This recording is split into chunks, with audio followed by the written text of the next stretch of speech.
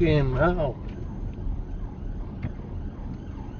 A vehicle has pulled over to the side of the road to allow an emergency vehicle on blues and twos to pass them. As they pull back out into the road, they nearly collide with the camera vehicle who's also passing them. Who would be at fault if there was a collision? It would be the driver of the Vauxhall Corsa that would be responsible if there had been a collision, because it doesn't matter the reason that they were pulled over at the side of the road. If you're doing a change of direction, such as pulling out from the side of the road, turning right into a side road, it's on you to make sure that it's safe and clear to do so, and to make sure that you don't collide with any vehicles that are passing or overtaking you. At a minimum, you should be doing an offside door mirror check to ensure that you're not being passed or being overtaken. If appropriate, you should also be doing an over-the-shoulder check, again to ensure that nothing is passing or overtaking you. If you pull from the side of the road into another vehicle that's passing you, you will be found completely responsible for that collision. If you're turning right into a side road and hit by a vehicle that's passing or overtaking you, you're likely to be sharing responsibility with them equally. Now, are there some roadcraft learnings for the camera car driver here? Yes, absolutely. It would be common courtesy to allow the vehicles that had pulled over for the emergency vehicle to pull back into the road without difficulty. Is there any kind of requirement to do that, however? No, there is not. So does that change liability at all? No, it also does not. It's the act that causes the collision where liability rests, and in this occasion, the act is joining the road into the path of a preceding vehicle. Now, I know that somebody will pipe up and explain that it's illegal to trail an ambulance or emergency vehicle like this, and yes, if you're doing it dangerously or to skip traffic,